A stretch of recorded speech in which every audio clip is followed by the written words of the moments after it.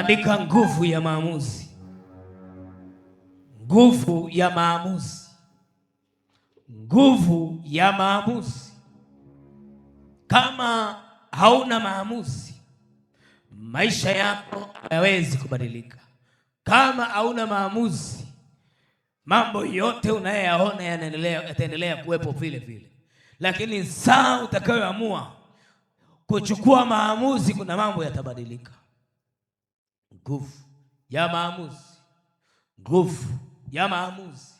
Maisha ya mwanadamu yako katika maamuzi. Kwamba awe tajiri, kwamba awe maskini, yako katika maamuzi. Na shetani anapambana na kitu kinachoitwa maamuzi.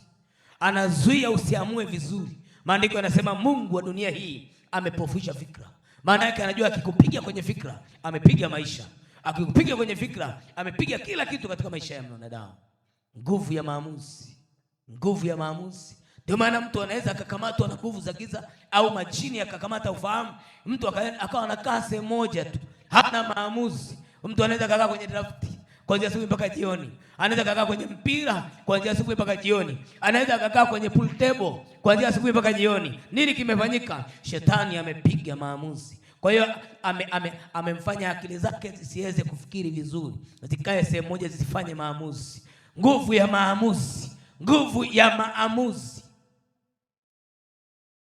Akikupiga shetani kwenye, ndio maana sikiliza, ndio maana unaweza kukuta mtu amekaa mahali pamoja, hana kitu anayofanya tangu asubuhi mpaka jioni. Mwingine anaweza akachukua maamuzi ya akawa anacheza karata kuanzia asubuhi mpaka jioni. Siku zinakwenda, miaka inaliwa.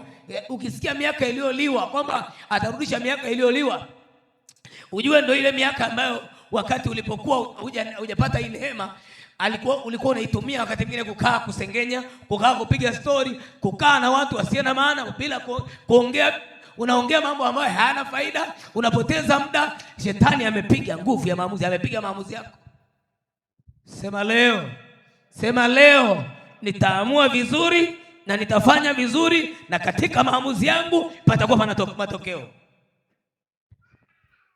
Mtu mmoja kwenye Biblia, kitabu kile cha Marko, kitabu cha Marko 5, tuanze ule mstari wa 24.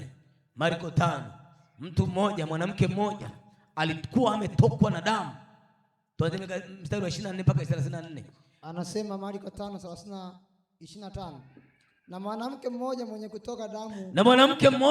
kutokwa na damu muda wa miaka 12 na kuteswa mengi kwa mikono ya matabibu, kuteswa kwingi kwa mikono ya tabibu wengi. Amegharimiwa vitu vingi alivyonavyo visimfae hata kidogo. Hali yake ilizidi kuwa mbaya. Aliposikia habari za Yesu, alipita katika mkutano kwa nyuma, akaligusa vazi la Yesu. Maana alisema, aliazimia, alifanya maamuzi, nikiagusa mavazi ya Yesu tu nitapona. Mara chemchemi ya damu yake ikakauka. Naye akafahamu mwilini mwake kwamba ameponywa msiba wake. Mara Yesu hadi akifahamu nafsini mwake ndio kwamba nguvu zimemtoka, akageuka katika makutano, akasema, ni nani aliyenigusa mavazi yangu? Wanafunzi wakamwambia, je, waona makutano yalipokuzonga zonga? Nao wasema, ni nani aliyenigusa? Akatazama pande zote ili amuone yule aliyetenda neno hilo. Na yule mwanamke nguvu ya maamuzi. Tosha, barikiwa.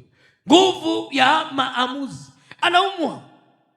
Wanawake waliokuwa wanatokwa na damu pengine ni wengi, waliugua tatizo hilo kama yeye, pengine ni wengi, waliokufa yamkini kwa tatizo hilo ni wengi. Lakini huyu mwanamke akachukua maamuzi.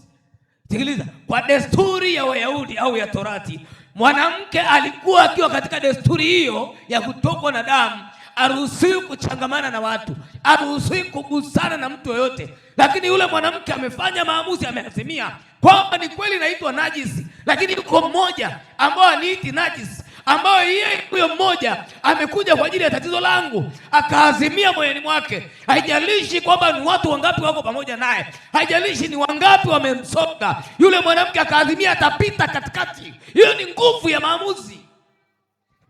Asingeamua angebaki vile vile, asingeamua angebaki na tatizo lake, angekufa lakini kama watu walivyokufa wengine.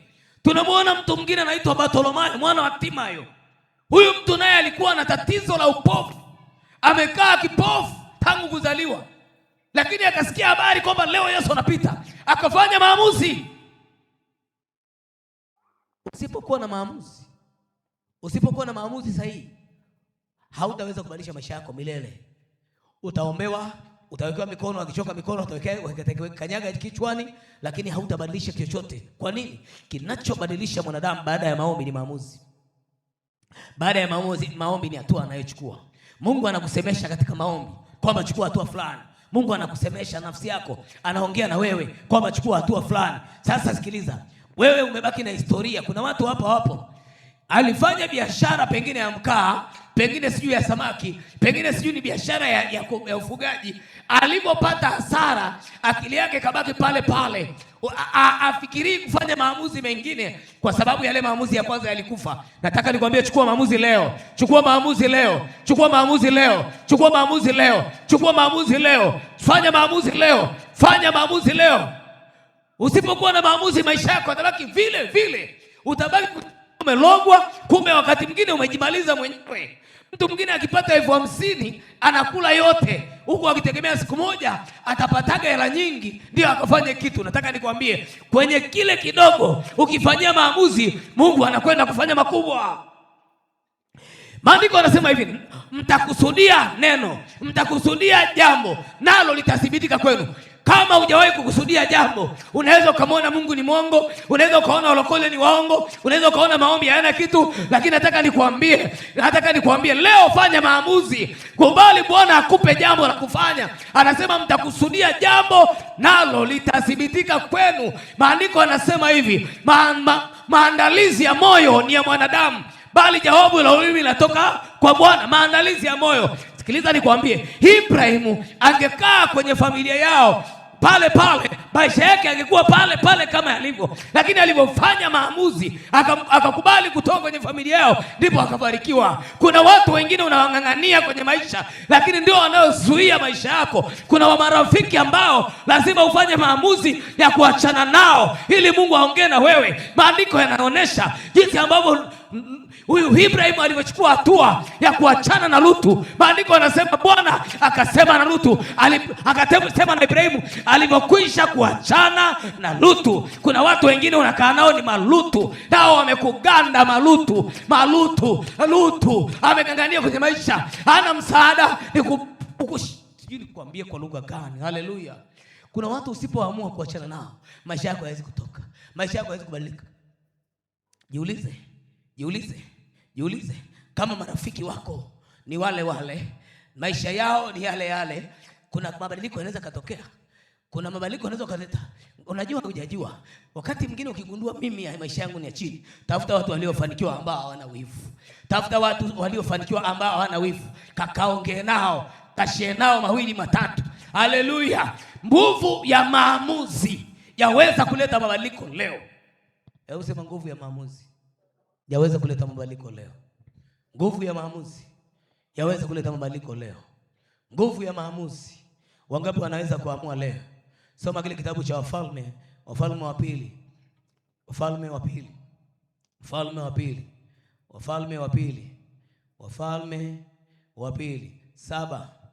Wafalme wa pili sura 7 mstari wa 3. Anasema Wafalme wa pili 7 mstari wa 3. Naam. Basi walikuwepo watu 4 wenye ukoma. Kwenye lango la mji. Wakasemezana. Angalia, hayo ni maamuzi. Watu wamekaa wakaamua kuongea, wanafanya maamuzi, wanafanya discussion. Kwamba mbona tuko hapa? Tunakaaje hapa mpaka kufa? Mbona tunakaa hapa hata tufe? Tukisema tutaingia mjini. Mbona tukisema tutaingia mjini? Mjini kuna njaa. Nasi tutakufa. Na hapo tutakufa vile vile. Nasi tukikaa hapa tunakufa. Tutakufa vile vile. Haya. Twende tukaliendee jeshi la Washami. Wakituhifadhi hai tutaishi. Wakituua tutakufa tu. Maamuzi. Basi wakaondoka kabla. Unakaa na kamtaji natosha. Utaendelea baadaye. Unakaa na kamtaji ka 10,000. Unaogopa ukifanyia biashara katakufa. Nataka nikuambie hao walifanya maamuzi. Wakasema tukikaa hapa tutakufa, tukienda mjini kuna njaa, sasa tufanye maamuzi. Twende tuliendee jeshi la Washami. Ukienda ukichunguza watu wengi wanaofanya biashara, utagundua wale waombaji, watu wana maombi, watu walokole, wale wanaozama kwenye maombi. Ukienda kuangalia biashara zao nyingi, utagundua ni wachache wenye kufanya biashara, ni wachache wenye kufanya maamuzi. Wako tayari kuomba lakini hawako tayari kuchukua hatua. Nataka nikwambie hivi, Mungu anabariki hatua za mtu. Mungu anabariki hatua za mtu. Mungu anabariki hatua za mtu, maamuzi ya mtu. Umeamua nini? Umeamua nini? Niliwahi kuambia hivi, kama kuna cheo ambacho sio kizuri, ni cheo kinachoitwa mama wa nyumbani. Kama kuna cheo ambacho sicho kizuri, ni cheo kinaitwa mama wa nyumbani. Sikiza, mwanamke ulioko nyumbani ni hivi, pale pale nyumbani waweza kupageuza pakawa sehemu ya biashara. Pale pale ulipo waweza kupabadilisha pakawa na miradi pale pale ulipo. Sasa wewe kaa ukisema mimi ni mama wa nyumbani, hicho cheo siku ambayo huyo baba wa kazi, baba sijui ambao ndo unajua kama ndo tegemeo, siku hilo tegemeo, maana haujui siku wala saa, siku hilo tegemeo yamkini likaondolewa ghafla, ndipo utajua ulikuwa mjinga sana. Tumia wakati huu. Sikiliza nikwambie, nataka nikupe siri moja hii. Haleluya. Nataka nikwambie hivi, maandiko yanasema utakusudia jambo na utasipika. Maana yake pale pale nyumbani waweza kuandaa miradi, hata ya ufugaji wa kuku, hata ya shughuli yote utaweka, hata kibanda pale na maisha yanabadilika. Nenda hata kajifunze cherehani, weka cherehani pale nyumbani, si baba hawataki uondoke. Pale pale unaweza ukapageuza pakawa sehemu ya kwako ya biashara. Maandiko yanasema mke mwema nani atakayemuona? Maana kima chake thamani yake yapita thamani ya marichali. Anasema uliangalia shamba na kulinunua, utafuta chakula chake kutoka mbali. Watu wa malangoni mwake, watu wa nyumbani mwake wanajulikana kwamba huyu ni wa sehemu fulani. Mume wake anatambulika malangoni. Kwa sababu gani? Huyu mwanamke anafananishwa na merekevu ya biashara. Unajua maana merekevu ya biashara? Meli zinaenda China, zinaleta nini? Mizigo bandarini, si ndio? Hizo ndo merekevu, ndo anafananishwa na mwanamke mwema. Sasa wewe jivunie hizo sifa za kijinga. Amua kufanya maamuzi leo. Amua kufanya. Yaani uko pale nyumbani hata kakuku kamoja akapo.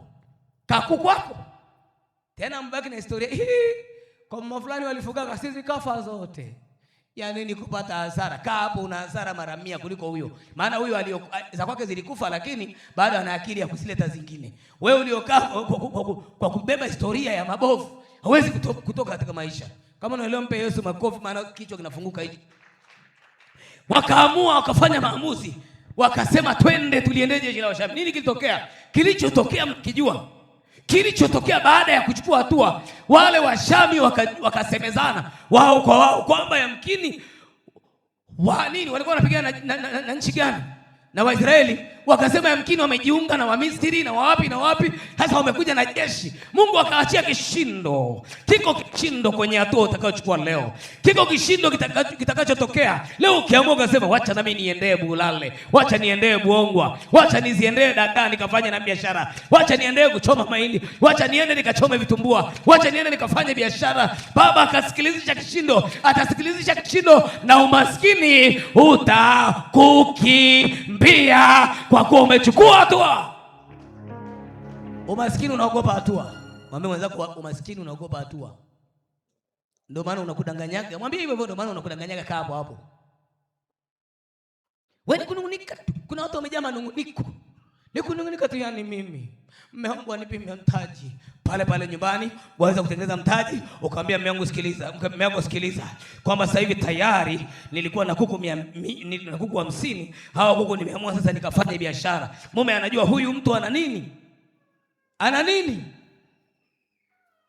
Nilikuta mtu mmoja, ndugu mmoja amefariki, familia ile anasema nguzo ya familia imeanguka. Familia yako nguzo ni Kristo. Familia yako weka Yesu akawe nguzo hiyo familia. Hata kama mwanadamu akiondoka bado Kristo. Maandiko yanasema kichwa cha kila mwanaume ni Kristo. Kubali Kristo akasimamia hiyo nyumba akawe nguzo.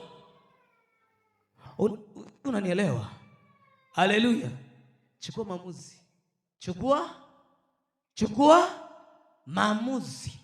Fanya maamuzi. Ndiyo yanayoambatana na baraka zako. Sikiliza, mwanamke mmoja anaitwa, huyu mwanamke hajatajwa kwa jina moja kwa moja, lakini anaonekana alikuwa na cheo. Tukisome kile kitabu cha Wafalme wa Pili. Wafalme wa Pili.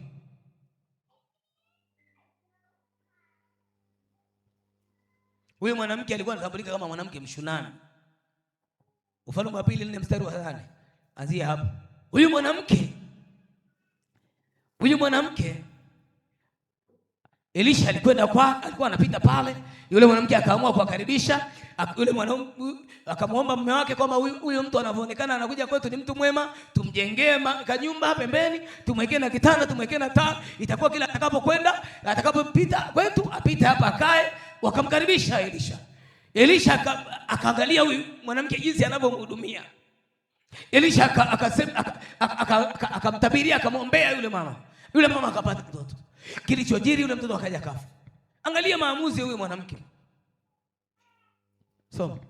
Wafalme wa Pili 4 mstari wa 8 anasema, hata ikawa siku moja Elisha alikwenda Shunemi. Na huko kulikuwa na mwanamke mmoja mwenye cheo.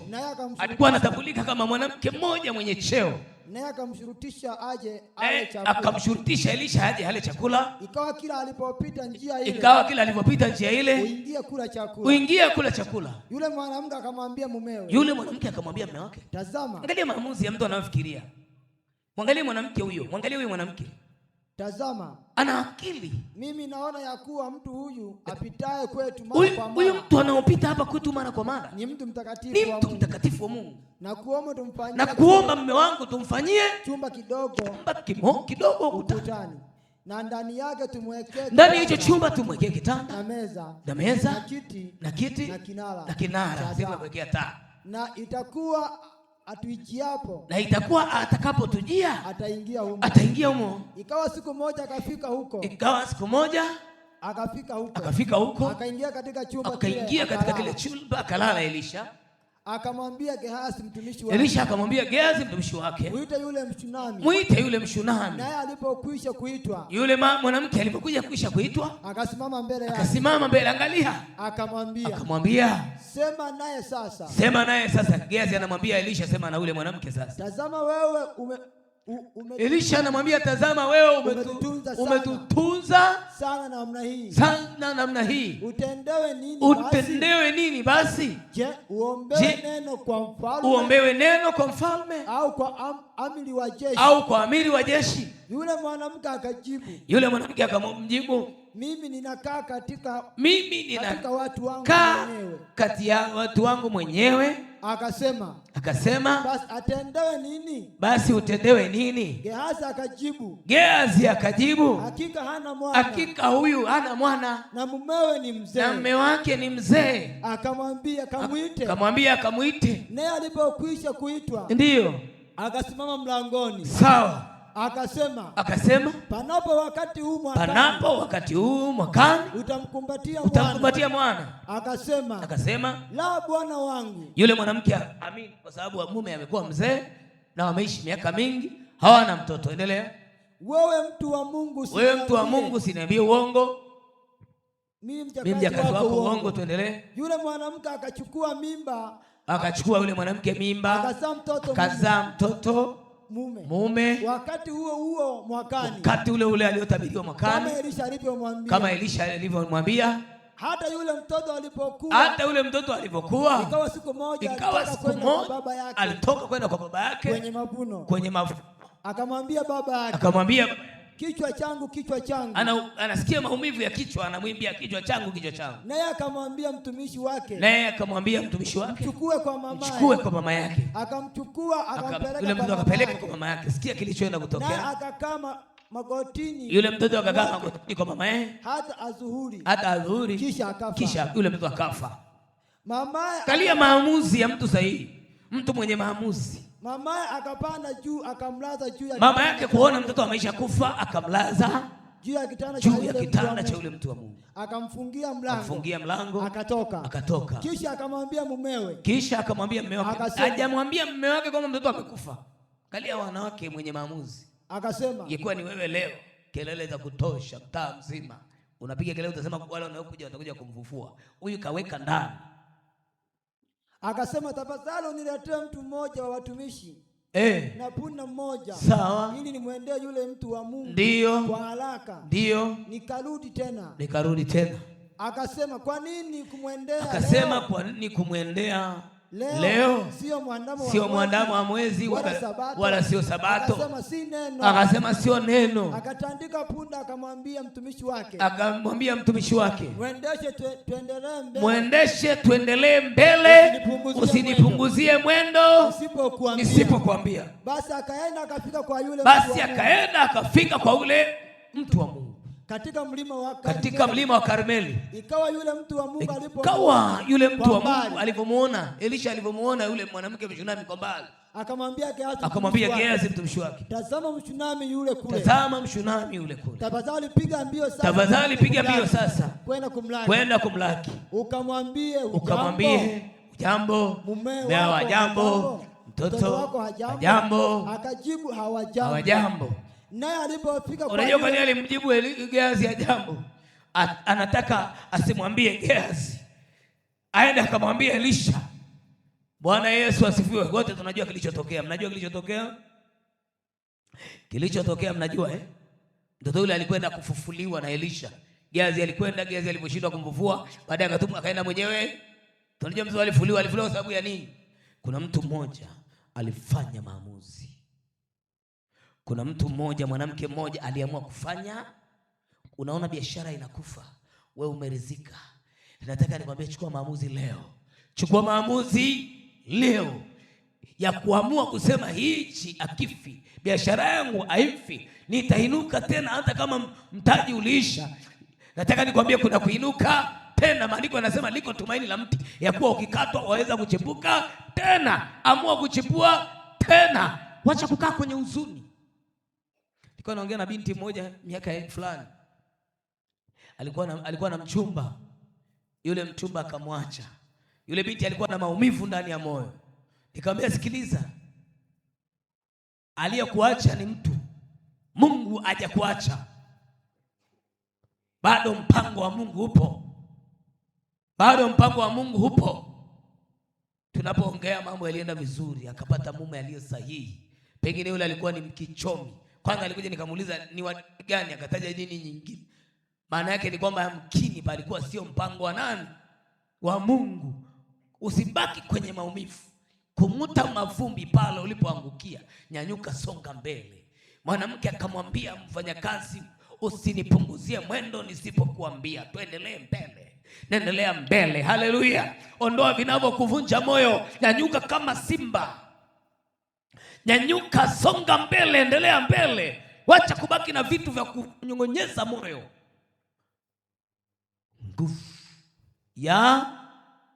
Nguvu ya nini? Chukua maamuzi. Kuna watu wamechukua maamuzi magumu. Unajua, ngoja nikwambie kitu. Kukopa ni maamuzi magumu. Hivyo unaelewa Kukopa ni maamuzi. Yaani unakwenda kukopa milioni 100 ambao hujawahi kushika kwanza uzaliwe, si sawa? Unakwenda kukopa milioni 10 ambao hujawahi kushika kwanza. Kama hauna maamuzi usijaribu. Kwa nini? Kwa sababu kitakachorejesha ile hela ni ile nguvu ya yale maamuzi uliyofanya. Kama unaishi maisha ya kushawishiwa, kwamba ni mtu amekushawishi, sio maamuzi yako, usithubutu kufanya jambo. Kwa sababu gani? Kwa sababu hauna bado maamuzi kama wewe. Watu wengi hawana maamuzi. Watu wengi wanashawishiwa. Na huyo anayekushawishi hujui ana nini ndani. Bwana Yesu asifiwe. Niwahi kukuta mtu mmoja ameuza nyumba yake akaenda kununua gari. Si kila mtu atamwona ni chizi, si kila mtu atamwona ana akili, lakini kwa nini amefanya hivyo? Lile gari ndio lilikuwa ofisi, kwamba anakwenda sasa kufanya biashara ya madini ya Tanzanite, na katika yale madini huwezi kununua madini ukiwa hauna gari. Kwa nini? Kwa sababu watu wanakuamini ukiwa na gari kwamba na mtu mwenye hela. Unanielewa? Na cha pili, watu yani biashara nyingi zamani kwaje sasa hivi kuna maofisi, kuna nini. Kipindi mimi nachimba, biashara kubwa zinafanyika ndani ya gari. Kwa hiyo unaingia ndani ya gari ndio mnaenda kuongelea, ndio ofisi yake, ndio ofisi. Kwa hiyo ameamua kuuza nyumba akanunua nini? Wewe ungesema ana akili, lakini leo kamkuta yuko wapi katika maisha? Amefanya maamuzi magumu ambao hakuna mwanadamu, yani amenunua gari ameenda kupaki kwenye nyumba ya mtu, ameenda kupangisha. Wewe ungegoma unamuelewa, lakini leo unamuelewa. Amefanya maamuzi. Kikubwa ni ndani panaongea nini. Kama ndani panaongea, ndani yako panaweza kukwambia chukua maamuzi haya, nayo yanakwenda kudhibitika. Sikwambii ukauze nyumba, nakwambia habari ya maamuzi. Sijui unanielewa? Habari ya maamuzi. Huwezi kukubali kwenda kupanga karanga pale Buongwa kabla hujafanya maamuzi. Ndio maana mtu mwingine anasema mimi siwezi kufanya hiyo biashara. Hiyo biashara nitaaibika. Nataka nikwambie kama hujawahi kuaibika, hautakaa uheshimike milele. Narudia hivi, kama hujawahi kuaibika, haujawahi kudharauliwa, haujawahi kukejeliwa, haujawahi kuonekana hauna thamani, hautakaa upate thamani. Maandiko yanasema hivi, ngano isipooza ubaki vile vile. Yaani ukichukua mahindi leo, ukitaka ili yakuzalie faida lazima yaoze. Ulichokipanda sio hicho kitakachoota, lazima yaoze. Nawe lazima upitie kwenye aibu uende kwenye heshima. Kitu chochote kilichoanzia kwenye heshima kinamalizia kwenye aibu. Chochote kilichoanzia juu kinamalizia chini, kilichoanzia chini kinamalizia juu. Hujapitia kudharauliwa, usitegemee heshima. Yesu alidharauliwa, wote tunajua kilichojiri mpaka leo, makumi, maelfu kwa maelfu, mamilioni kwa mamilioni ya watu wanasema Yesu Kristo ni Bwana, Yesu Kristo ni Bwana. Kila nchi utasikia Yesu Kristo ni Bwana. Hata wale ambao wamezuiwa wasitaje kabisa hilo jina, wanalitaja kwa siri. Kwa nini? Ndilo jina linalopita majina yote. Lakini limetokea wapi? Limetokea kudharauliwa. Walisema ni mwana wa nani? Ni mwana wa Yusufu, ni mtoto wa seremala, ni mtoto wa fundi. Huyu hana thamani, alionekana ya kitu. Hata waliomuua waliona hana kitu, hana thamani. Lakini nataka nikwambie, wale askari pale msalabani walikiri, wakasema hakika huyu ni mwana wa Mungu. Waliposhangaa majira ya saa 6 giza linatokea, wakashangaa nini kinatokea, wakajua huyu ni wa heshima. Na wewe nataka nikwambie, Yesu atakupa heshima ile aliyopewa. Usiogope kudharauliwa, ndipo heshima inakuja. Unaanza kufikiria, nikilima watu watanionaje? Nikiwa nalima watu watanionaje? Nikichafuka watu watanionaje? Nataka nikwambie, siku moja watu walikuja pale kwangu, wakawa wanauliza tumemkuta mchungaji. Nikamwambia mlikuwa mna shida na mchungaji? Wakasema ndio, tumemkuta. Nikamwambia haingieni ndani. Wakashangaa na mimi ndo naingia. Nilikuwa na shida gani? Ilikuwa ni issue ndogo. Sema issue ndogo. Kama kuna issue ndogo, si issue ya majini ya mapepo, si ndogo. Ilikuwa issue ndogo. Hiyo haitaji hata kwenda kuoga, haitaji hata kwenda kuvaa suti. Unajua watu wanazaniki suti ndio inatoa pepo. Sio suti inatoa pepo. Authority iliyoko ndani ya mtu, mamlaka iliyoko ndani ya mtu ndio inayotoa pepo. Nikamwambia msogezeni hapa, piga kwa jina Yesu, toka. Wewe usinipotezee muda, natakiwa nikamalizie kulima. Haya mwenene. Wakabeba mtu wao wakaenda naye. Mimi nikarudi nikamalizia kazi yangu. Lazima upitie kudharauliwa. Walikuwa wanasema kale kachungaji kanao limaga, lakini siku inafika wanakuona kwa heshima. Huko kwenye gari lako nzuri, huko kwenye maisha yako. Nataka nikwambia, lazima udharauliwe ndipo uende kwenye heshima. Hujanielewa? Anakuja mtu anakuchumbia, anakuambia kumbe uko hivi, kumbe hamna, huyo sio mwanamke. Nataka nikwambie, iko saa ya kuheshimiwa. Ilikuwa ni nyakati tu. Hujaelewa? Ni kuna wakati tu unapitia, hata watu wanapoona hufai, lakini kuna saa mtu anasema wow, huyu ndiyo mwanamke, huyu ndiye mtu wa thamani. Nataka nikwambie, iko saa ya kudharauliwa. Watu wengi hawajajua wakati wa kudharauliwa. Watu wengi uniongonyea. Nataka nikwambie hivi, kitu chochote kama kijapitia kwenye kudharauliwa hakiwezi kupewa heshima. Kitu chochote kama kijapitia kwenye kusengenywa kuonekana kila maana. Nataka nikwambie hivi, dhahabu, unajua dhahabu? Unajua dhahabu kiangalia, wangapi wameonaga dhahabu? Tanzanite. Ngoja nikupe siri ya Tanzanite. Tanzanite ni madini yenye rangi, yani jiwe hili moja laweza likawa na rangi hata 3 4. Jiwe hili ukiliweka hivi linakupa rangi nyingine. Alafu kiuza hivi nakupa rangi nyingine. Ukipeleka hivi nakupa rangi nyingine. Ukigeuza tena upande wa 4 nakupa rangi nyingine. Yaani ile jiwe lina tabia moja ya kijinga kweli. Unampa Daudi kwa kuliangalia, kwa kulipenda, analiweka mdomoni. Analisafisha kwa mate, afu analiangalia. Alafu unampa Daudi, na huyu ameona kabisa hili limepitia mdomoni. Unampa tena huyu hapa Daniel, naye analiweka mdomoni. Ujue kitu cha samani kilivyo na samani. Yaani mtu anaona kabisa kimepitia mdomoni kwa mtu, lakini naye angalia au akilambe. Angalia hizi, ndivyo utakavong'aa kwa jina la Yesu. Watu watakuona ni wa thamani. Watu watakuona ni wa thamani. Sema kwa jina la Yesu, nachukua maamuzi ambao kila mtu ataniona mimi ni wa thamani. Wewe usemi maana umeridhika. Au wewe ndio yule mwenye cheo kinaitwa nini? Kinaitwa mama. Na siku hizi kuna baba wa nyumbani. Siku hizi kuna mababa. Mama anaenda kazini, baba yupo wapi? Naye ameridhika pale nyumbani. Yaani mimi nafurahi. Ninafurahi. Kuna baadhi ya watu ni ushuhudia tu mfano. Ukienda pale kwa Mama Ode, anafuga yale majamaa. Anaweka maji naye kule, anazuka kwenye mabanda. Ukienda kwa mama naye, kwa Grace, utakuta ana kuku, ana ofisi yake pale, yuko anapambana. Ukienda kwa nani? Ndivyo nataka nione kila mtu. Ukienda kwa Fotonati pale, ana mambo ya ulinzi. Pale nyumbani pabadilishe, pawe sehemu ya watu wanaulizia. Unajua, unataka uwe mtu maarufu. Fanya watu wakuseme. Wakuseme. Na maanisha kwa wema, lakini wakuseme kwamba unataka vitumbua, nenda kwa fulani. Unataka vitumbua, vizuri viko kwa fulani. Hata shida unakuta mtu, yani siku wewe nilikuta mmoja, katoto kamekunya hapa, biashara iko hapa. Yani ni uchizi. Yani watu watakusema kwa mema, kwa mabaya. Boresha kazi yako. Upo kwenye kazi, kuwa mtu smart, msafi. Unaonekana kweli huyu mtu anauza vitu vinavyoliwa, naye iko vizuri. Yaani unakuta mtu ndo ameamka matongo maneni yale anatokaga hivi, anaenda hivi. Aja nao hata uso, yuko kwenye biashara. Wewe yani anauza vitumbua. Lazima uchukue maamuzi, lakini uwe na nikwambie, maandiko yanasema watu wangu wanaangamizwa kukosa nini? Una hoteli iwe safi. Umefungua duka pawe pasafi. Yaani unakuta duka mtu, yani nienda mahali mtu tena mwingine, yani anachukua maji anakuzia, anatoa pale kwenye shelf. Si unajua sasa hivi kuna vumbi? Yamejaa vumbi. Alafu afuti yuko na kasimu kake anakupa huko naambia hamna kata kitambaa cha kufuta. Amefanya tu nikamwambia sioni hata kitambaa. Utarudi wapi?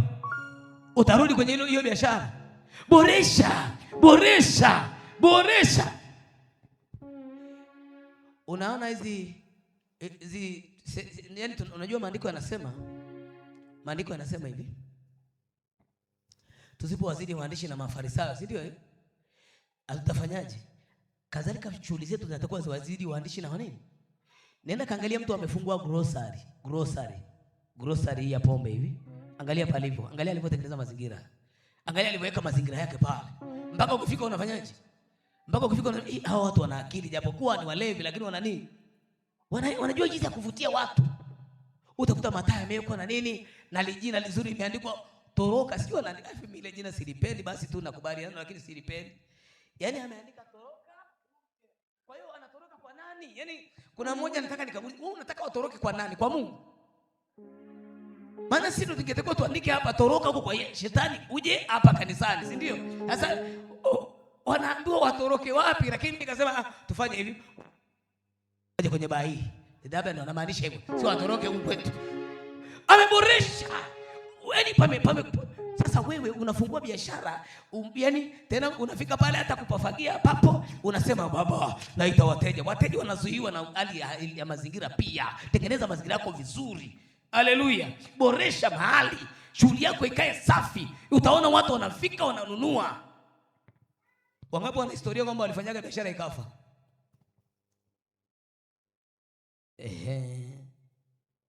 Na sasa hivi amuendelei. Umebaki pale kwamba hapa nimekufa. Wangapi wanaendelea? Ambaki mmoja. Wengine wamebaki pale. Leo nakuinua. Inuka. Nikupe siri wewe. Biashara ya duka haitaki kuingiliwa na watu wengine. Yaani biashara ya duka hata pale kwa mke wangu kipindi akiwa na duka lake, nilikuwa namwambia nisiuze. Kwa nini? Kwa sababu biashara ya duka inahitaji uaminifu. Sasa duka atakuja huyu anakopa, atakuja Daudi hapa pikipiki haina mafuta, ngoja nichukue 5000 hapa nitaenda nitarudisha, hairudiki. Imeisha, duka linakufa.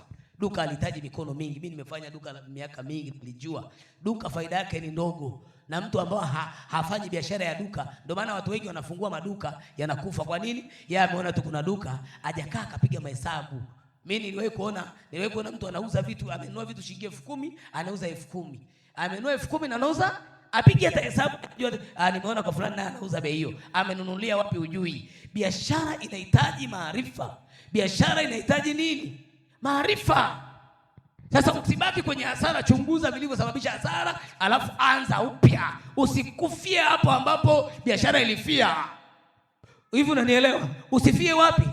Mahali ambapo usifie mahali biashara ilifia. Inuka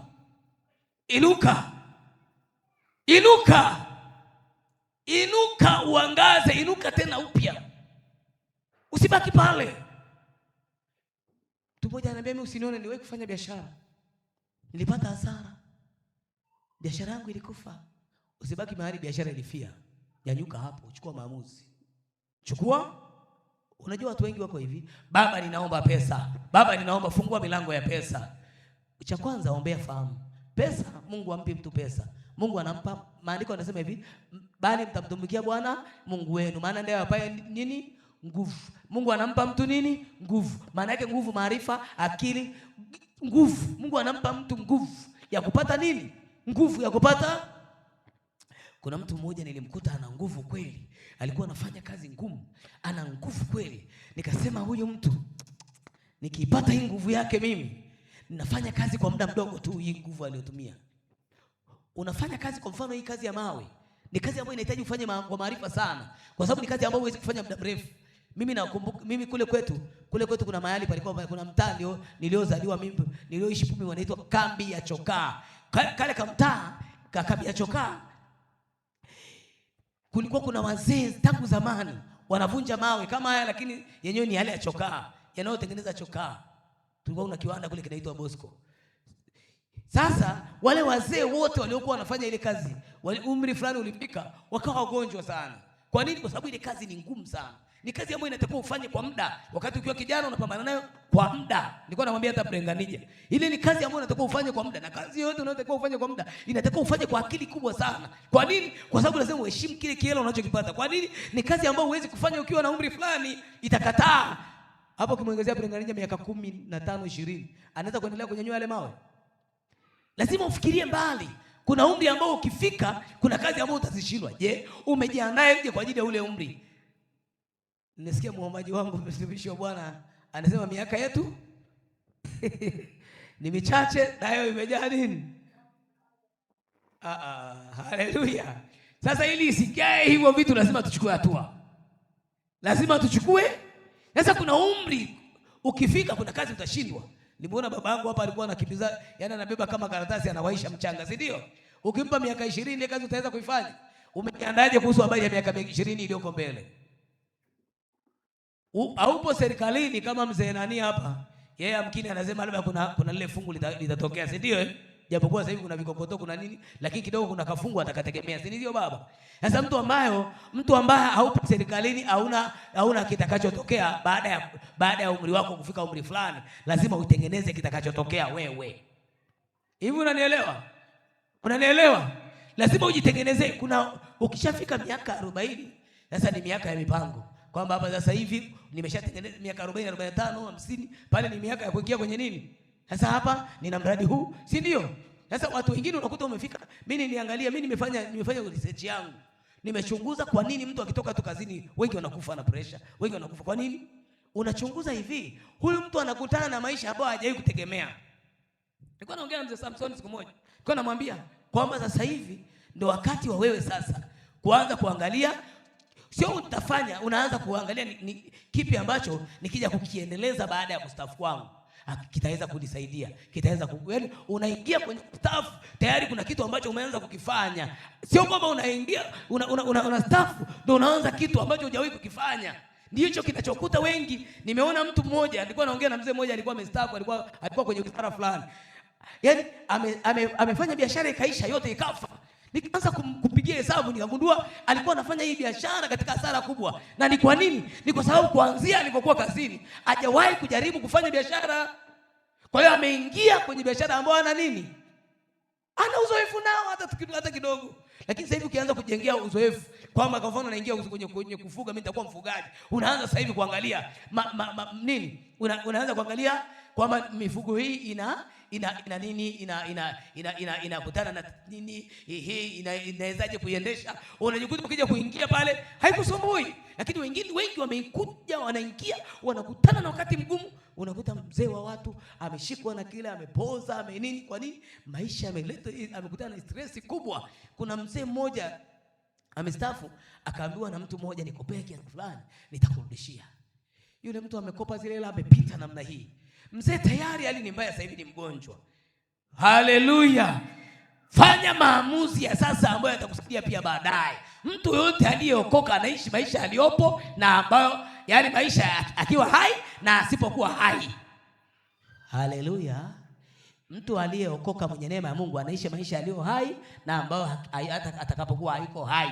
Ndio maana leo tuna habari za wakina Paulo, lakini leo hawapo. Zaidi ya miaka 2000 huko Paulo amekufa, lakini leo hii tuna habari zake. Kwa nini? Mtu aliyeokoka, mtu mwenye Yesu anaishi maisha aliyopo na asipokuwepo maisha yake yanaendelea kuongea. Unanielewa? Una maisha yanayoongea. Leo hii ukikatishwa tu pap, kuna maisha yako yanayoendelea kuongea. Umeanza kuyatengeneza maisha yatakayoishi hata wewe ukiwa uishi. Wazazi Bwana asifiwe. Wazazi Bwana asifiwe. Tengeneza maisha ya wewe ukiwepo na wewe usipokuwepo. Inawezekana. Unajiuliza utatengenezaje, si ndio? Wangapi wanaelewa jinsi ya kuyatengeneza maisha ya wakati ukiwepo na wakati ambao haupo? Anza kuyatengeneza leo maisha ambao ukiwepo na wakati ambapo haupo. Duniani sio kwetu, tuna mwenyeji mbinguni, lakini hapa duniani wewe ukiondoka bado kuna watu wanaendelea kuishi. Kama Yesu bado hajaja, maisha yanaendelea. Sema nguvu ya maamuzi. Sema nguvu ya maamuzi. Nguvu ya maamuzi. Simama pale ulipo. Simama. Nasema jambo nalo litathibitika kwenu. Mtakusudia neno nalo litathibitika. Unakusudia kufanya nini?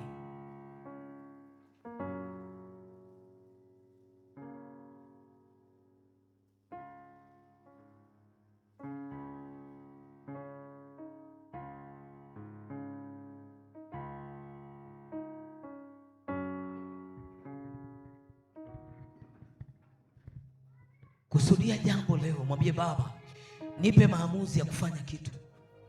Nipe maamuzi ya kufanya kitu. Nyanyua mikono yako juu. Sema Bwana Yesu. Bwana Yesu. Umesema njia za mtu zikikupendeza wewe Bwana, utampatanisha na wakuu. Njia za mtu zikikupendeza wewe Bwana, atamiliki malango ya maadui.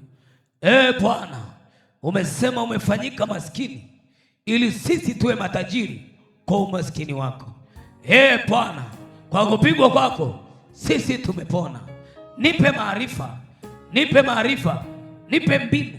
Ninapotoka mahali hapa, kaongee na mimi, kaongee na maisha yangu. Nifundishe kitu kitakachonipa utajiri ambao utakaodumu hata mimi nisipokuwepo. Nipe maarifa ya kufanya jambo ambalo, biashara ambayo hata mimi nikiwa sipo yenyewe inajiendeleza. Nipe maarifa ya kufanya jambo ambalo litaishi milele kwa wajukuu wangu, kwa vitukuu, vilembwekezo. Nahitaji maarifa Yesu. Hebu ongea na Yesu. Nahitaji maarifa Yesu. Nipe maarifa. Ukisikia kushika kichwa chako kwa sababu wakati mwingine kinakuta kimevamiwa, unashangaa mbona sina maamuzi? Mbona sifikirii vizuri? Na adui ameshambulia hiyo sehemu sana. Kila ukitaka kufanya kitu unashangaa umesahau. Usikii tena kwenda kukifanya. Unajiuliza nini kinaendelea? Unajikuta siku nzima umekaa hapo nyumbani, umekaa na simu, umekaa unaangalia vitu havina maana. Muda unaenda, muda unapotea, muda unaliwa. Hebu leo mwambie Baba, nipe maamuzi. Usifikirie kuhusu habari sina mtaji. Fikiria kwanza, fahamu mtaji ni jambo la mwisho. Cha kwanza kinachotangulia sio mtaji. Watu wengi wanawaza kwamba ningekuwa na mtaji ndio ningefanya. Mawazo, kipi nitakachofanya ndio kinatakiwa kitangulie, na nitakifanyia wapi ndio kinatakiwa kitangulie. Swala la mtaji ni la baadaye, kwamba nitapataje sasa mtaji wa kufanya hii biashara ambayo nimesha iplani. Omba, usinyamaze, omba. Ombea fahamu zako. Adui anapambanaga na fahamu. Adui anapambana na fahamu ili usifanye maamuzi sahihi. Ombea fahamu. Maana sema mtakusudia jambo nalo litathibitika kwenu. Maandalizi ya moyo ni ya mwanadamu, jawabu la ulimi linatoka kwa Bwana. Mungu anasema hapendi kumtesa mwanadamu. Jiulize, huyo Mungu tunayemwabudu leo ndio Mungu wa Ibrahimu, ndio Mungu wa Isaka, ndio Mungu wa Yakobo. Angalia jinsi Ibrahimu alivyobarikiwa, angalia jinsi Isaka alivyobarikiwa. Maandiko anasema Isaka akapanda mbegu, akavuna mwaka ule. Nani alimwambia Isaka apande mbegu? Ni kwa sababu alikusudia jambo, akaenda akapanda mbegu kwenye nchi za watu, akavuna. Mpaka wenyeji wa ile nchi wanamuomba kwamba aondoke kwao, kwa jinsi Bwana alivyombariki. Ukiwaambia unabarikiwa kuliko sisi, lazima ustawi hata kwenye nchi za watu. Usipambane na biashara za kuiga. Usiige kwamba fulani anafanya biashara fulani na wewe ufanye. Sikia ndani. Tunaona watu wawili waliozaliwa, watu wa kwanza kuanza kutafuta, waliozaliwa kwa namna ya kibinadamu, Kaini na Habili. Maandiko yanasema Kaini alikuwa ni mkulima, lakini Habili alikuwa mfugaji. Sio lazima kufanya kazi ya aina moja. Sikia ndani, Roho anakuambia ufanye nini. Yesu, wewe ni baba yetu. Gusa fahamu zetu. Usiku tukiwa tumelala, ongea nasi. Tufanye nini? Mchana tukiwa tunatembea, ongea nasi. Fungua macho, tufungue macho tuweze kuona fursa na kuzifanya. Pale pale tulipo, fungua macho yetu tuone fursa. Fungua macho yetu tuone fursa.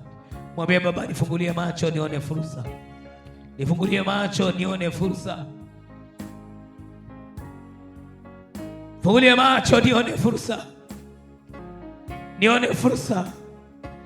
Nifungulie macho nione fursa. Nifungulie macho nione fursa. Nione vitu vya kufanya vyenye thamani, vyenye maana, ambavyo vitakwenda pamoja na wewe, ambavyo nitafanikiwa katika hivyo vitu. Ombea Mungu akufungulie macho uone fursa. Mahitaji yetu ni makubwa mno. Mtu aliokoka mahitaji yake ni makubwa mno. Ibrahimu alikuwa na watu wangapi nyumbani? Wewe uone kama bado hujabarikiwa. Una watu wangapi nyumbani? Una watu wangapi wanakula kwenye mikono yako? Ibrahimu alikuwa na watu kama jeshi zima. Anakwenda na watu wake wa nyumbani, familia tu anayokaa kwake. Wanakwenda wanapigana na shida vita. Familia iliyoko tu kwake. Angalia alivyobarikiwa yule Ibrahimu. Alafu ni baba yangu wa imani. Ni baba yako wa imani. Mwambie baba. Tunaposema Mungu wa Ibrahimu, angalia Ibrahimu alivyokuwa mfugaji. Tunaposema Mungu wa Ibrahimu, huyo Ibrahimu alikuwa ni mtu wa namna gani? Alikuwa mfugaji. Isaka alikuwa mfugaji, alikuwa mkulima. Isaka akafanya kazi, akaenda akachimba vile visima. Akaenda akachimba vile visima ambavyo vilikuwa vimefukiwa. Viko vitu vinaweza kuwa kwenye ulimwengu wa roho vimeshafukiwa. Biashara imefukiwa. Isaka akachimba vile visima, na hata walivyo vingangania akujali. Akakiita Eseki, cha kwanza kilichonganiwa, kingine wakakinginia kingangania akakiita Sitina. Akaendelea kuvichimba kisima. Akachimba kisima cha tatu, kikamimina maji mengi. Akakiita Rehobothi, akisema Bwana amenifanyia nafasi. Usikatishwe tamaa na watu wanaokuzuia. Usikatishwe tamaa na biashara zilizofia njiani. Usikatishwe tamaa na ndoa, kwamba ulikuwa umepata mchumba akakuacha. Usikatishwe tamaa na vitu vilivyoishia njiani. Ona kwanza upya. Ona kwanza upya. Umefeli mtihani, hujafeli maisha. Umefeli darasa, hujafeli maisha. Elimu ilishia form 4, lakini maisha hajaishia form 4. Elimu ishia la 7, lakini maisha hajaishia la 7.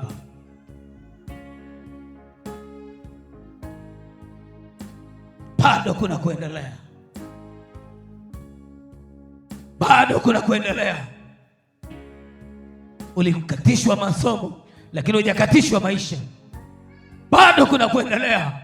Wacha kuvunjwa moyo na mazingira. Huyu Mungu anaweza kufanya vitu kila mtu kashangaa. Wacha wakudharau leo. Na mimi nafurahi, maana na mimi napitia kwenye kudharauliwa. Napitia kwenye kudharauliwa. Napitia kwenye mahali ambapo panaumiza. Lakini ndio wakati ambapo najua Bwana anakwenda kuwafanya wanaonidharau waniheshimu. Natakiwa mtaa mzima wakitaka mayai wanasema twende kanunue kwa fulani. Wakitaka maziwa twende kanunue kwa fulani. Wakitaka kuku twende kwa fulani. Pale nyumbani kwako watu wakapajue. Pale nyumbani kwako watu wakajue. Una mashine yako ya kushona pale nyumbani, watu wakaulizie, nguo hii imeshonwa kwa nani? Kwa fulani, twendeni. Biashara yako iwe ya thamani. Duka lako liwe na thamani, likapata kibali na kukubalika. Baba, ninaomba mkono wako usiwapungukie watumishi wako. Wabariki Bwana, wape maamuzi yaliyo sahihi, wakayafanye. Nawe Mungu kawainue, ukawafanyie jina, ukawastawishe, wakastawi, wakawe na mwendelezo. Biashara zao, uchumi wao, maisha yao yakawe na mwendelezo mzuri. Asante Kristo, maana neno hili halitakurudia bali litatimiza. Kama vile wale wenye ukoma walivyofanya maamuzi, ndipo maamuzi ya hawa yataambatana na kishindo chako Bwana. Utasikilizisha kishindo. Adui watakimbia, adui watakimbia, adui watakimbia. Wachawi watawaachia, wachawi watakimbia. Waliokuwa wameshika biashara watakimbia, waliokuwa wameshika watakimbia, kwa kuwa Bwana umeachilia kishindo, kishindo, kishindo, kishindo, kishindo cha kukimbiza adui, katika jina la Yesu. Mkono wako uende pamoja nao, mkono wako uende pamoja nao, katika jina la Yesu. Nguvu yako Bwana ikaende pamoja na maamuzi yao, katika jina la Yesu. Sante Kristo Yesu, sante mfalme wa falme, Mungu mwenye enzi yote na mamlaka. Baba, anamsogeza mtoto huyu damuni mwako. Tazama siku ya kesho Jehova anakwenda hospitalini kwa ajili ya kuangaliwa. Bwana Jehova, viungo vyake Baba Jehova mfalme, katika mgongo wake Bwana, Yehova, ninaomba pingili zikaunganike na miguu yake ikapone, akapone na kuweza Bwana kuwa mzima. Naita nguvu yako iende pamoja na mtoto huyu, mkono wako uende pamoja na mtoto huyu. Yesu, ukamfanikishe wewe Bwana, ukawe pamoja na madaktari watakao mhudumia, ukawe pamoja Bwana Jehova Mfalme na manesi, ukawe pamoja na dawa Bwana na vyote vitakavyotumika kwa ajili yake. Ninatangaza uwezo wako kwenda pamoja naye, akapate uzima na kupona, akawe na afya tele katika jina la Yesu. Viungo vya mwili vikaungane, akawe mzima tena katika jina la Yesu. Miguu yake ikatembee, miguu yake ikatembee, ikawe na afya tena na akaimarike. Asante Kristo Yesu, maana utakuwa pamoja naye, maana utakwenda kuwafanikisha, maana utakwenda kuwafanikisha, maana utakwenda kutenda sasa. Tangu sasa watakuwa na wewe Bwana, uliye mponyaji, uliye tumaini, uliye msaada, katika nguvu ya uwezo wa jina lako. Asante Kristo, maana wewe ni Bwana, wewe ni mwema, Mungu mwaminifu, wewe mtenda miujiza, utatenda makuu kwa ajili ya jina lako.